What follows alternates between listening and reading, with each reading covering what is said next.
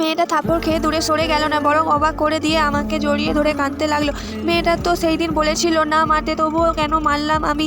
মেয়েটার কান্নায়ও আলাদা একটা মায়া আছে, শুধু সুন্দরী না, পৃথিবীর সব মেয়েরই আছে। তারা কাঁদলে একটা আলাদা রকম ভালো লাগা কাজ করে। মেয়েটার ওপর প্রচণ্ড দুর্বলতা, এই কান্নায়ও। বাস্তবিক জীবনেও এই কান্নার কারণে একটা মেয়ের প্রেমে পড়েছিলাম, সে কথা না হয় অন্য একদিন বলবো।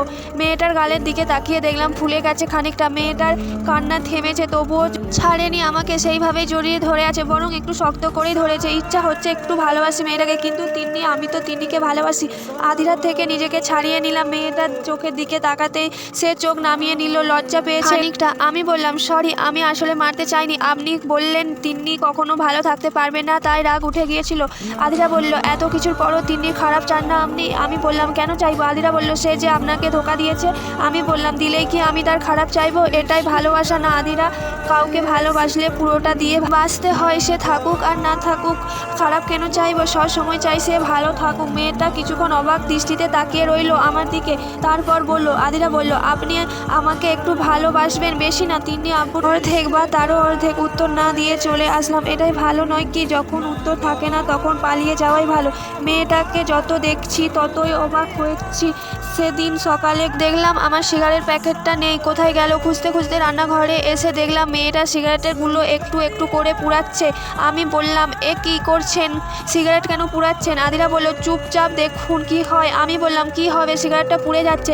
আদিরা বলল, হ্যাঁ, ঠিক এভাবে আপনার হৃৎপিণ্ডটাকে পুড়াচ্ছে এই সিগারেট। আমি বললাম, তো? আদিরা বলল, শুনুন, আপনি আজ থেকে সিগারেট কম খাবেন, 2-1টা চলবে, তবে প্যাকেট খাওয়া বন্ধ। আমি চাই না আপনাকে এত তাড়াতাড়ি হারিয়ে ফেলি। ধরুন আপনি আমাকে মেনে নিলেন, কিন্তু সেটা আজ থেকে 10 বছর পর, আর তখন আপনি ক্যান্সারে আক্রান্ত। আমি কি করব তখন? এটারও জবাব দিইনি।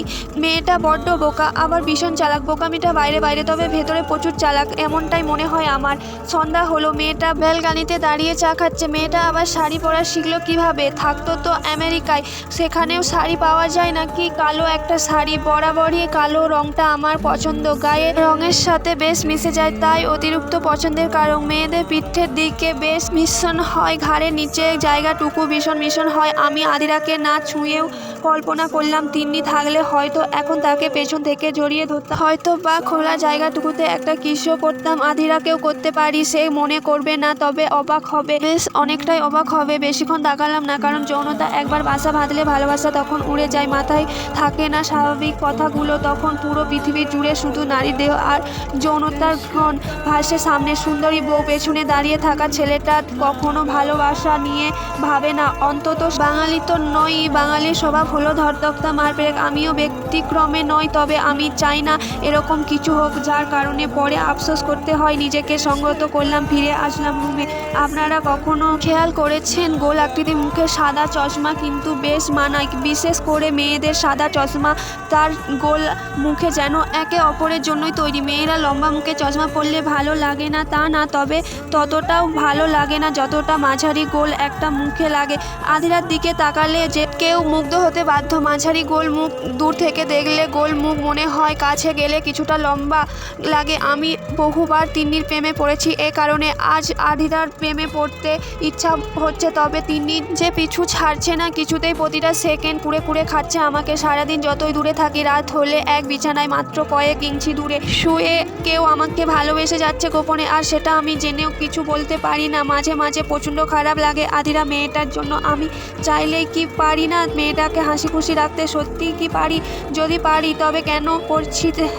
হ্যাঁ, তিন্নি মেয়েটাকে ভালোবাসতাম, সে তো চলে গেছে, তবে আমি কেন এই মেয়েটাকে কষ্ট দেব প্রতিনিয়ত? হ্যাঁ, এগুলো আমিও ভাবি। তবে দিনের শেষে আদিরার দিকে তাকালেও সেই তিন্নিকেই দেখি আমি। মেয়েটার স্মৃতি যে পিছু ছাড়ছে না কিছুতেই, কিভাবে ভুলে যাব তাকে?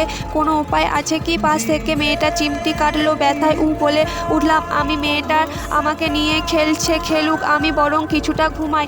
আধিরা আর কিছু বলল না। এরপর থেকে প্রায় রাতে খেয়াল করলাম আধিরা আমাকে প্রচণ্ড জোরে ধরে ঘুমাচ্ছে। আগে উল্টো হয়ে ঘুমাতাম, আমার পিঠের সাথে মেয়েটার ব্যথা পেত, তাই এখন তার দিকে ফিরে ঘুমাই। বুকের সাথে পড়লে মিশে যায় মেয়েটা। মাঝে মাঝে ঘুম ভাঙলে খেয়াল করি মেয়েটা কেঁদেছে, কেঁদে চোখ মুখ ফুলিয়ে ফেলেছে। আমি দীর্ঘশ্বাস ফেলি, এছাড়া আর কি করব। আজ রাতে হঠাৎ আদিরা বলল, একটা কথা বলবো, রাগ করবেন না? আমি বললাম, কি কথা? আদিরা বলল, আগে বলুন, রাগ করবেন না? আমি বললাম, রাগ রাগ করার মতো কথা বললে তো রাগ করবই। আদিরা বলল, না থাক তাহলে বলবো না, আপনি রেগে গেলে মারেন, আমি কখনো মার খাইনি, সেই দিন প্রথম প্রচুর ব্যথা লাগে আপনি মারলে। মেয়েটার কথায় না হেসে পারলাম না, মেয়েটা যেন মুহূর্তের মধ্যে মন ভালো করে দিতে পারে, আবার চাইলেই ঝলমলে রোদের দিনেও আষাঢ়ে মেঘ জমাতে পারে। আমি বললাম, বলুন কি বলবেন, রাগ করবো না। আদিরা বলল, আমি কি আপনাকে একটা কিস করতে পারি প্লিজ? আমার খুব ইচ্ছা লিপ কিস করব। মেয়েটাকে কি আবার মারবো নাকি কিস করব? মনে হয় এবার আরো 2টা চড় বেশি মারা উচিত।